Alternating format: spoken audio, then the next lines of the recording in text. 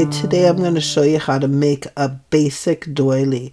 I apologize to my UK friends. Every time I say double, in the UK that means a treble. So a double equals a treble. So this is just kind of a very basic 4-row doily.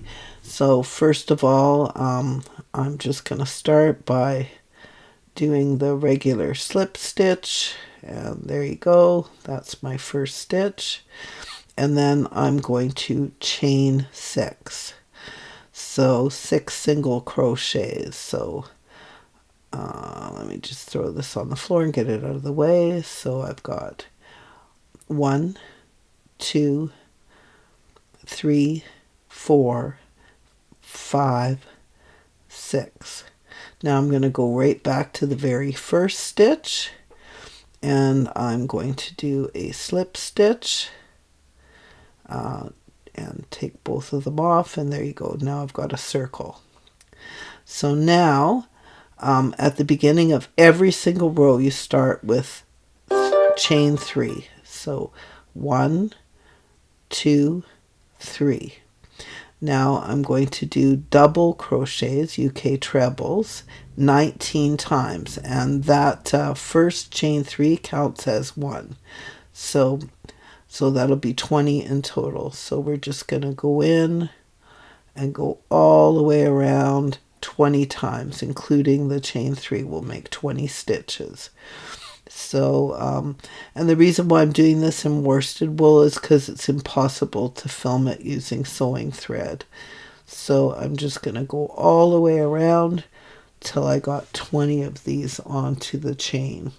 So there you go. I'm at my 19th one. So this is number 20. And then I'm going to slip stitch into the top of the chain 3 from the beginning. So I'm just going to go in, take a string off, take one off, and there you go. That's row number 1. So pretty easy for row number 1.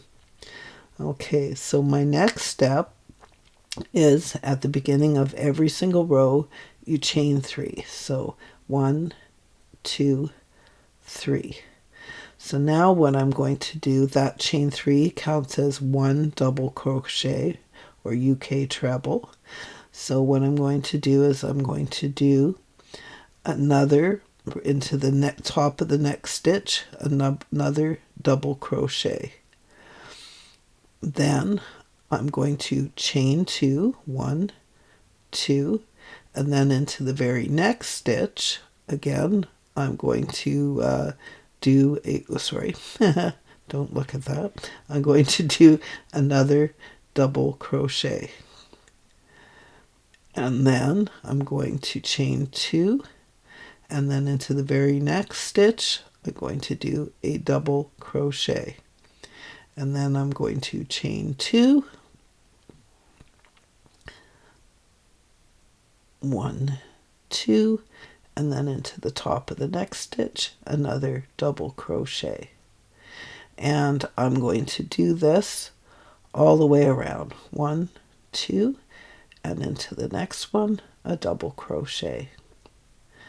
So that's what it looks like.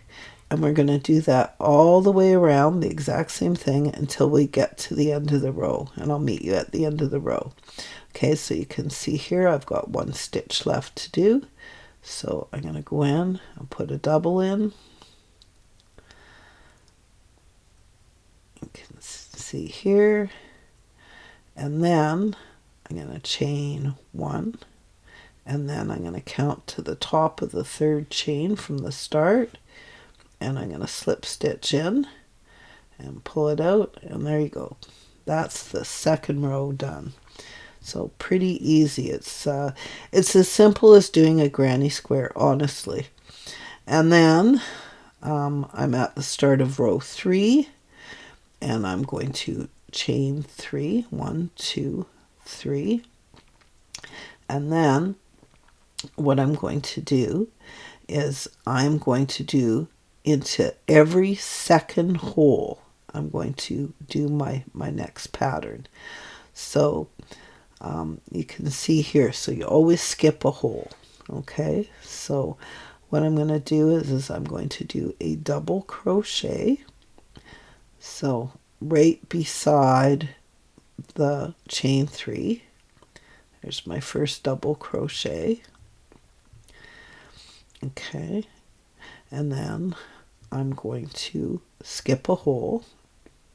See how I missed the first hole? So I'm going to skip the second to the second hole, and I'm going to do a double crochet, a second double crochet, and then I'm going to chain 2, and then I'm going to go back into that same hole, and I'm going to do 2 more double crochets. So 1,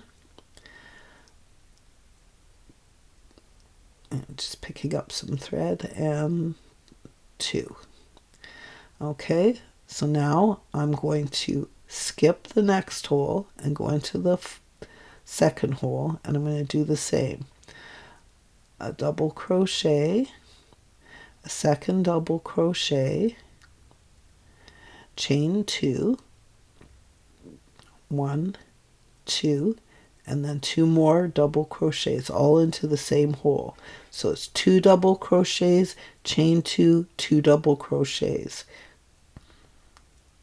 Okay, now once again I'm going to skip the next hole, so I'm not going to use that hole. I'm going to go to the following one, and once again I'm going to put 2 double crochets, 1, 2, and then I'm going to chain 2, 1, 2, and then into the same hole I'm going to do 2 more double crochets. 1, 2. And it's the same pattern all the way around. So you can see here how I'm having little kind of peaks where the 2 chains are. And so you're going to skip until you get to the very end. Okay, so now I'm at the end. I'm going to skip a hole. And remember, I've got 2 double crochets in, including the chain where I started. So I'm going to skip a hole, and I'm going to put 2 more double crochets. 1, 2, and then I'm going to chain 2, and then I'm going to go right into the top of the chain 3 and do a slip stitch. And there you go. That's row number 3. So pretty easy. It really just doesn't get any easier than this. So the last row is a little bit different. So once again, we start our row by doing a chain 3, and we're going to go into the in between those double crochet chain 2s. So I'm going to start off by chaining 3, and then right at the top of the peak where the chain 2 is, we're just going to do a single crochet. Then we're going to go down in the valley in between the stitches, so right in between, do you see? And we're going to do 6 double crochets. So 1, 2,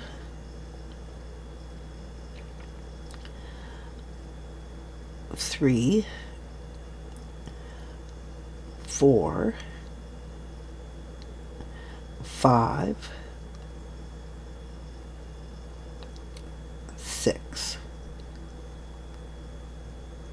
Okay, so that'll make a little fan, and we're going to do this all the way around. So we've gone 6 into the ditch, I call it, and then you go up to the top of the peak where the chain 2 is and just do a single crochet. Then go into the ditch beside it and do 6 double crochets. So 1, 2, 3, 4,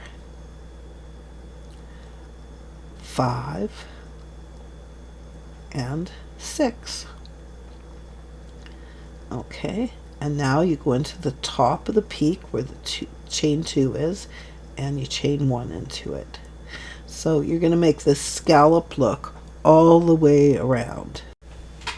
It's super easy. So in the ditch you do 6 double crochets, and in the top of the chain 2 you do a single crochet, and you go all the way around the entire thing, and it's like super easy. So I mean, it's not very different from doing a granny square, really it isn't. So yeah, so now I'm at the end where I had my initial chain 3, and I'm going to make sure that there's 6 stitches in it, so I'm only going to put 5 into the last one, because the chain 3 always counts as a double crochet. And then I'll go to the top of my chain 3 and do a little slip stitch, and there you go, it is done. So it's like literally like the quickest thing in the world to do. It's okay, so I'm just gonna cut the end of it off, and then I'll show you how to finish it. So you just loop it around and pull it all the way through, and then pull it taut, and there you go. And then you can take a sewing needle and sew the ends in if you like. So that's what the finished product looks like. So I did it in this worsted wool once again because it is just absolutely impossible to do it with thread. So I have here a bunch of my little tiny little crochet hooks. So you know, it's ridiculous because 4 out of these 5 hooks say that they are a size 5, but not even 2 of them are the exact same size. So I think what it is you just got to play with it until you find the one that you're comfortable with. And so these are, some of them are quite chunky even though they're supposed to be size 5. So, and some of these are actually 75-year-old crochet hooks. So so yeah, so you can see like there's a huge difference. The one on the far left is quite a bit chunkier. Now this one here says it's a size 5, but it is like huge. So this one here says it's a 3, and that's usually the one that I like to use when I'm using sewing thread.